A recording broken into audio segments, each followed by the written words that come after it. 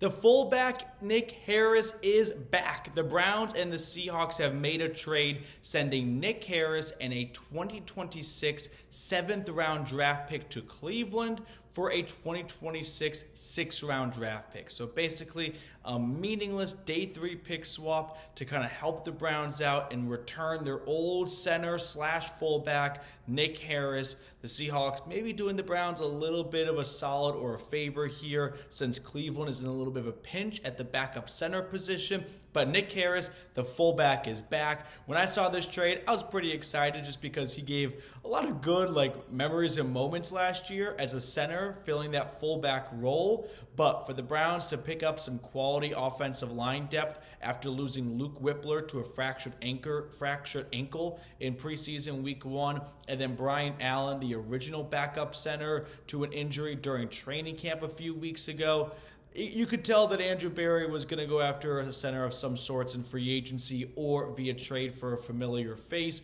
when he lost his 2 backup centers. So Nick Harris coming back to Cleveland after a short stint in Seattle. I mean, he signed there in free agency back in March. Hopefully he didn't buy and just rented over the last couple of months, and hopefully he can get his old spot back in Cleveland. But let me know what you think of the trade. Nick Harris and a 2026 7th-round draft pick to Cleveland for a 2026 6th-round draft pick to Seattle. Now, I hate to be a little bit of a damper. I don't think we're going to see Nick Harris as a fullback this year. I was thinking about it because when the trade happened, I was walking my dog actually. So unfortunately for Cruz, Nick Harris cut her dog walk short. But I don't feel like you go after Ken Dorsey as your offensive coordinator and dump AVP just to revert back to, let's use our center as our fullback in 2024. That seems like something that's probably going to get left behind in 2023.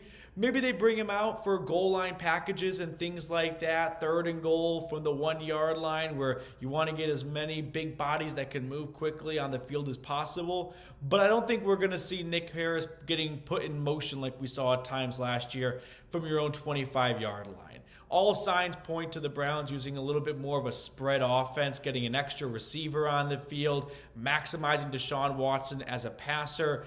And you don't do that by taking a receiver off so that you could have Nick Harris serve as your fullback. So unfortunately, it doesn't seem very likely that the fullback version of Nick Harris will be playing in 2024. But the center version, I mean, remember, he was supposed to be this team's starting center before tearing his ACL in preseason week 1 down in Jacksonville. Ethan Posick stepped in, did a tremendous job. He gets the starting gig. Nick Harris reverts back to being a backup like he was for J.C. Treader and then Posick. So from a backup standpoint, the Browns have a really good backup center, and I'm sure if an injury were to pop up to an interior offensive lineman, they can have some flexibility with him at maybe one of the guard positions. But this is a fun trade for the Browns to have a reunion with a familiar face that the Browns fan base kind of gravitated towards last year in his funky center fullback role they had him fill. But Nick Harris going back to the Browns, like I said. Now, we're also going to talk a little bit about the new stadium, news, as the county is not on board with the $2.6 billion that the Browns are looking to spend for a new stadium next to the airport in Brook Park. Now, before we get to that good stuff, I do got to take 60 seconds here to tell you all why you should subscribe to the channel. Because if you're looking for a Browns YouTube host that's going to get you guys a video within 30, 45 minutes of a trade going down on their Sunday day off, this is the channel for you. So don't miss a single thing when it comes to Browns news all preseason long. Hit the subscribe button down below. When a trade happens, we're getting a video out to you all. So hit the sub button to never miss a single piece of Cleveland Browns news. So let's talk a little bit about the latest on the stadium front. When the Browns unveiled their proposal and plans to pursue a stadium at Brook Park, I remember in my at-home video, which I did right here in the same kitchen, I slipped in, hey, this is not the finish line. This is the Browns' proposal. This is what the team wants to pursue and move forward with. But if the stadium's going to cost $2.6 billion or $2.4 billion, and the team is willing to pony up 50%, there's going to be a lot of red tape that has to get done from the city, the county, and the state. And $1.2 billion is not going to just kind of come out of thin air just because the Browns put out a really cool video on Twitter. And now we're seeing the county push back a little bit on it, which I'm not surprised about. I mean, it's in the county's best interest, I would think, for the team to put up a stadium in downtown Cleveland. Just from like a revenue standpoint of supporting local businesses in that area, it would be tough if the team just packed up and left and went to the burbs. But I think long term, it actually could be better for all parties, right? For the state, for the city of Cleveland. Sure, having the Browns there on Sundays is awesome, but I don't know, should any business really rely on 8 to 9 Sundays a year? Like, that doesn't seem like the greatest business model if the team were to leave and you have no other revenue just because 8 to 9 Sundays of home games are gone. Like, that seems a little bit shaky, but whatever. I think for those local businesses or anyone else that completely is dependent on the Browns home games, I mean, I would hope that when you demolish the stadium, because there's no point for that to stand in anymore, it's just a giant burr toilet, you can put restaurants and bars and new businesses there, and that would really help out the local area a ton. Now, we'll talk about this more in just a moment here, but also, our friends over at Game Time have an awesome deal for the Dog Pound. So if you want to go catch a Browns preseason game or a Guardians game or any other local sporting event in your area, download the Game Time app today and use code CHATSPORTS for $20 off your first purchase. Game Time has some really cool features, one of them being you can actually see the view from your seat before you purchase your ticket. That way you don't show up and find out you're sitting behind a big pole and you can't see third or first base. With Game Time, that won't be an issue. So download the Game Time app, redeem code CHATSPORTS, and you'll get $20 off your first purchase. Now, terms apply, but again, redeem code CHAT Sports for $20 off. If you forgot what I just said, don't worry. I put all that information in the comments and description of today's video. So, going back to the stadium side of things here to kind of put a bow on today's video, I don't think this is the end of the road just because the county is putting up a little bit of a fight from the Browns moving to Brook Park. Ultimately, billionaires tend to get their way more than local municipal governments. I mean, am I wrong here? If a billionaire wants to do something, they're probably going to find a way to get it done.